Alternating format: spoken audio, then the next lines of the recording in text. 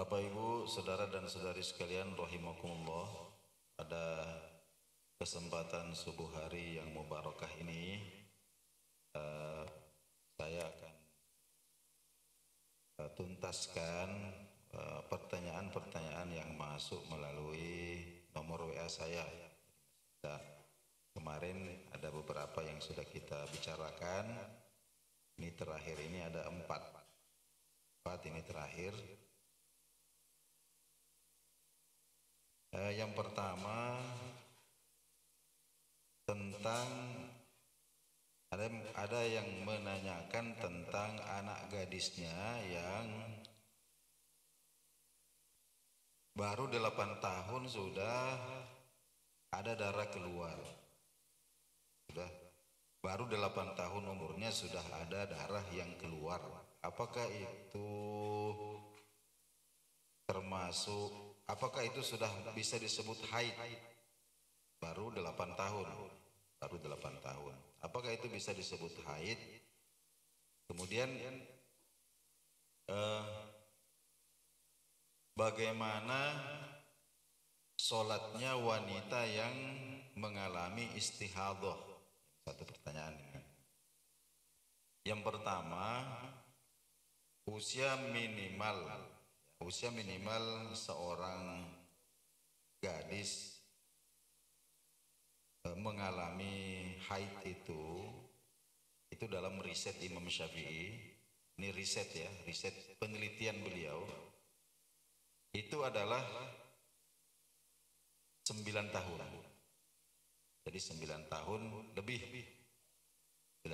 1 hari dan seterusnya. Itu usia minimal.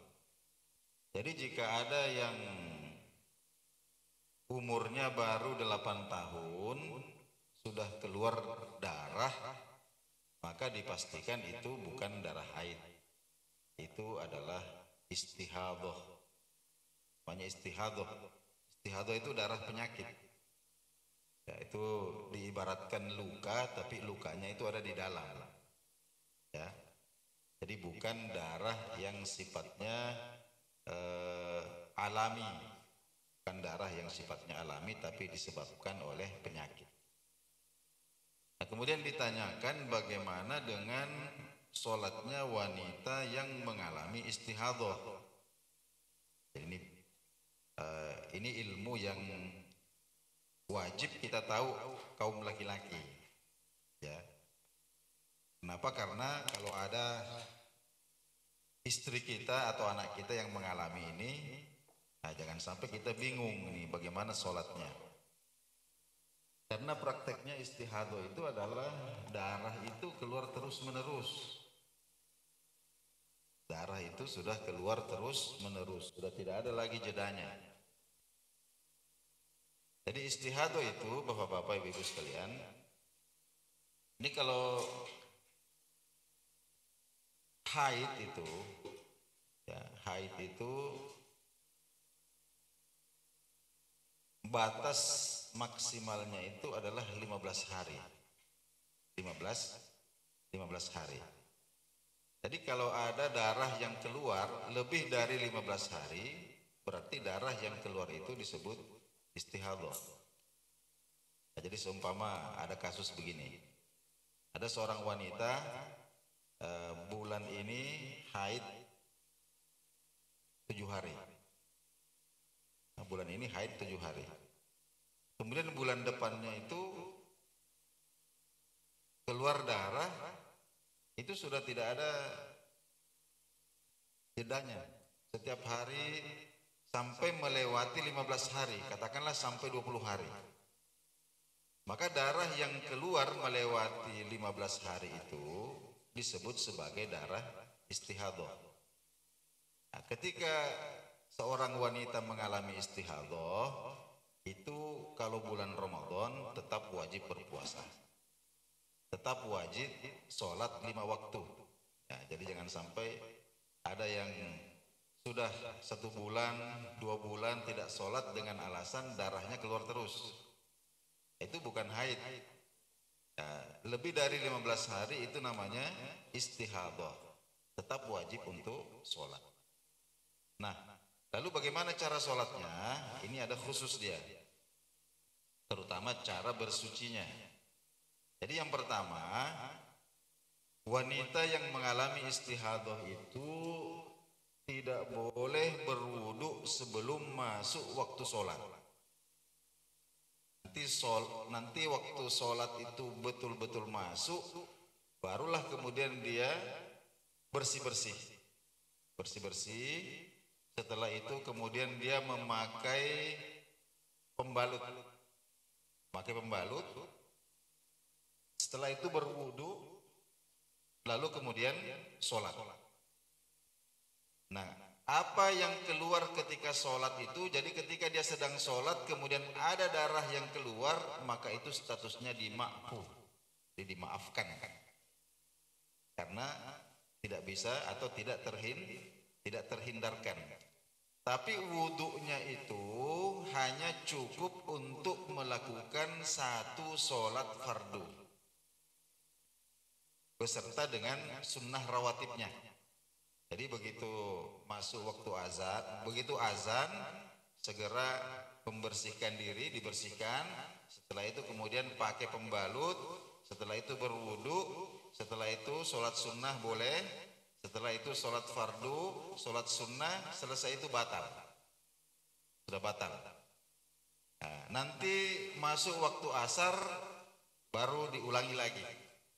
Jadi seperti itu caranya, cara sholatnya wanita yang mengalami istihadah.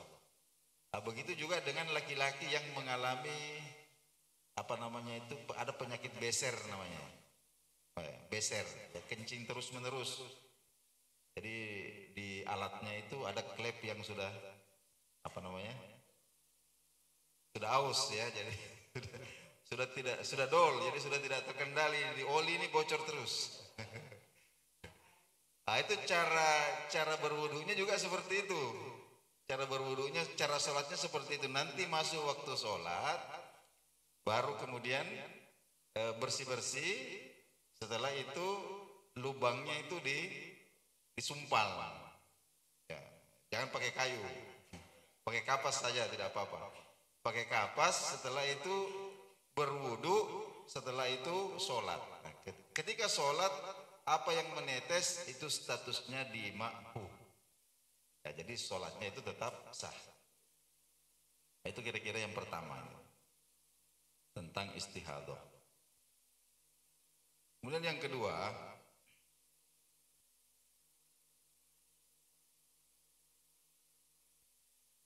pertanyaan yang kedua, bagaimana hukumnya seorang muslim ketika membuka lahan untuk kebun,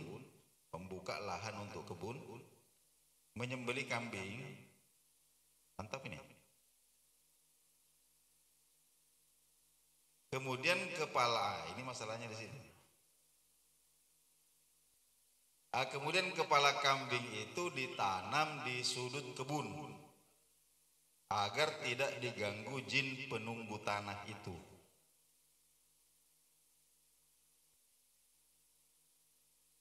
Jadi begini, bapak-bapak, ibu-ibu sekalian, ada cerita, ada cerita diceritakan oleh guru-guru saya waktu di Campelagian di Polewali Mandar itu. Itu masyarakat Sulawesi Barat sekarang ya, Polewali Mandar. Itu dulu itu ada ritual seperti itu. Jadi kalau mereka ini buka kebun, mereka biasa menyembelih kambing, kemudian digalinya lubang di sudut-sudut kebun itu. Setelah itu kemudian kepala kambing itu ditanam. Dan ini sebenarnya banyak juga dulu yang mempraktekkan ya. Kalau seperti naik rumah baru dan lain sebagainya. Nah, itu ceritanya di Polewali Mandar itu dulu kemudian datang seorang ulama dari Yaman, namanya Syekh Hasan Al-Yamani.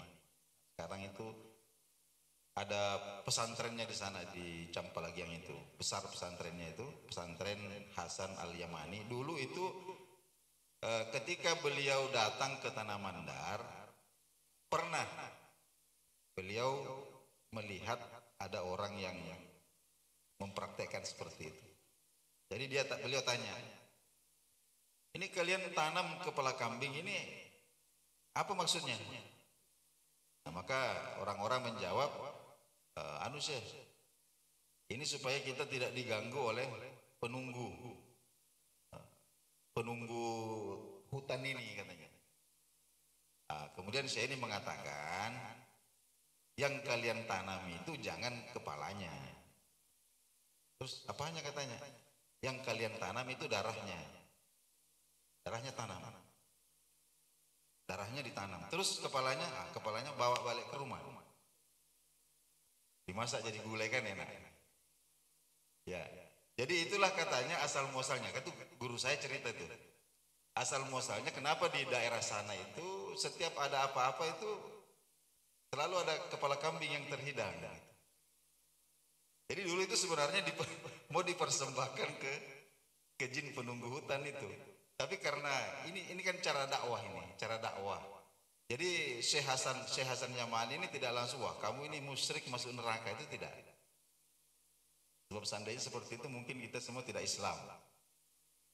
Seandainya yang datang pertama kali itu golongan saudara-saudara kita yang kencang ini, yang begitu tengok yang wah ini musyrik bid'ah dolalah neraka, sudah habis mereka disembelih barangkali.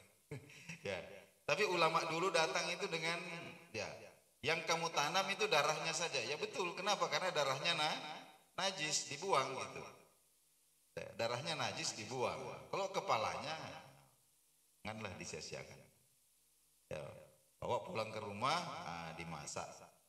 Jadi begini, bapak-bapak, ibu-ibu sekalian, saya kira kalau zaman sekarang masih ada yang seperti itu ya sudah perlu kita luruskan dengan terang-terangan ya bahwa itu jadi menyembelih itu azzibahu atau azzabahu itu adalah ibadah. Ibadah.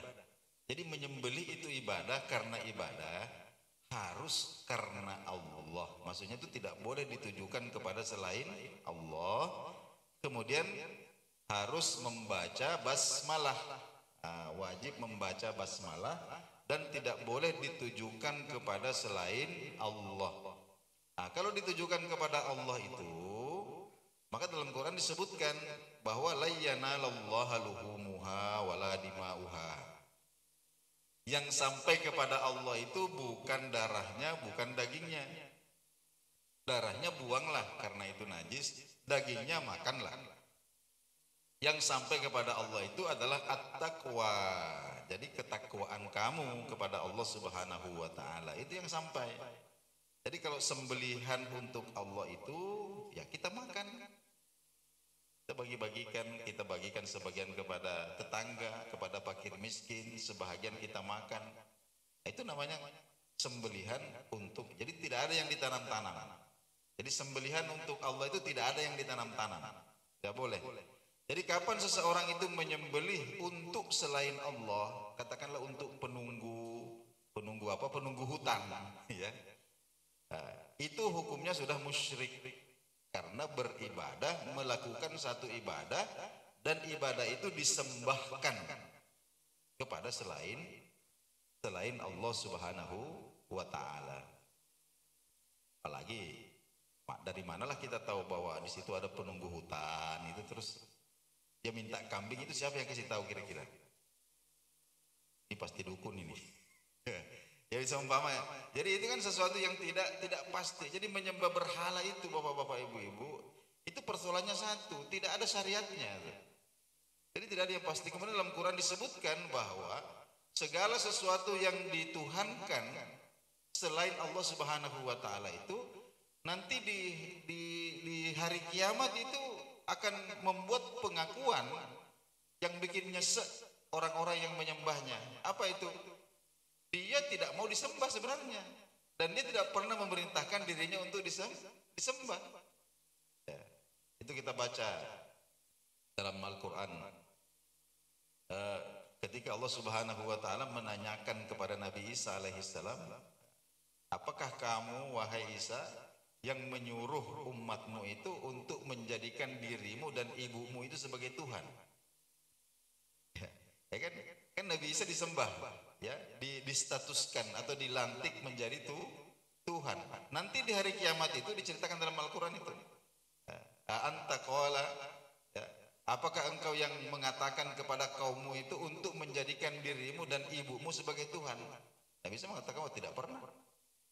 Saya tidak pernah menyampaikan kecuali apa yang engkau perintahkan kepadaku. Nah, begitu juga berhala-berhala yang lain yang kita tuduh sebagai hantu penjaga, penunggu hutan, penunggu sungai, penunggu apa. Itu kok kita sembah-sembah. Nanti di hari kiamat itu mereka ingkar. Wah, tidak pernah saya suruh-suruh begitu. Mereka itu ngarang-ngarang saja. Itu bagaimana kira-kira? Ya, itu disebutkan di dalam Al-Quran. Jadi bapak-bapak, ini jelas hukumnya itu adalah eh, kalau orang awam ini perlu kita beritahukan. Kalau orang tidak tahu perlu kita beritahukan. Baik, itu yang kedua. Yang ketiga, Pak Ustadz, apakah lemah syahwat itu termasuk penyakit? Kemudian bagaimana hukumnya memakai obat kuat?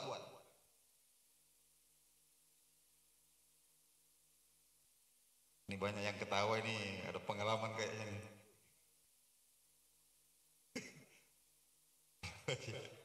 Jadi baik, lemah syahwat itu ya ada penyakit itu namanya mani encer, ya. Di air mani encer karena encer tidak tahan. Jadi ada istilah itu, lama tidak bertemu, sekali bertemu tidak lama. Jadi lama tidak ketemu, sekali ketemu tidak lama. Ya, ini termasuk penyakit. Termasuk penyakit. Jadi prinsipnya penyakit itu adalah sabda Nabi tadawau, ya. Jadi kalau ada sakit maka berobatlah. Ya, berobat, ya. Fa inna likulli da'in dawaun, karena sesungguhnya setiap penyakit itu ada obatnya. Kalau obat sudah ketemu penyakit, maka akan sembuh dengan izin Allah Subhanahu wa taala. Itu dalam hadis disebutkan. Jadi lemah syahwat atau mani encer atau apa istilah medisnya itu? Ya, ya, betul, betul. Ejakulasi dini. Iritansil, ya. Itu termasuk penyakit. Ya, berobat. Berobat.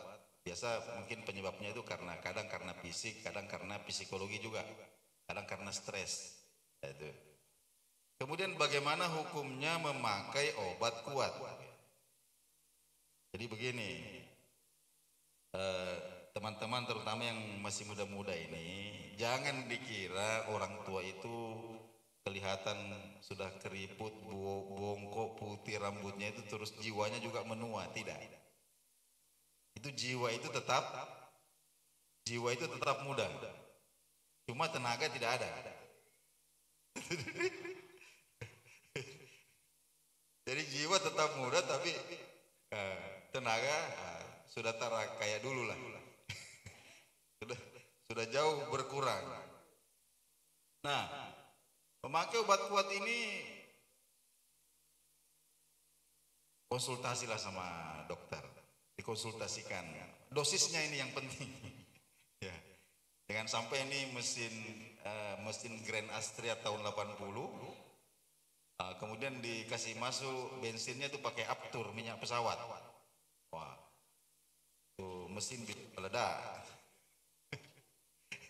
Jadi hati-hati. Jadi jangan sembarang jangan sembarang yang dikonsumsi, akan tetapi mesti dikonsultasikan dengan ahlinya, dengan dokter, ya, supaya nanti dosisnya itu bisa tepat.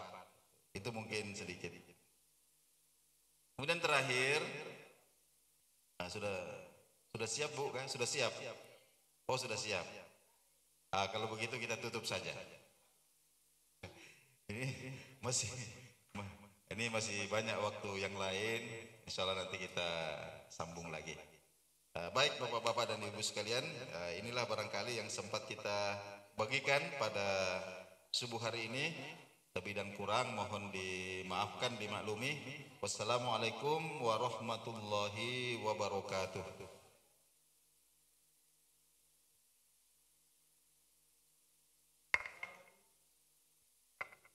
Subhanakallahumma wa bihamdik asyhadu an la ilaha illa anta astaghfiruka wa atubu ilaik.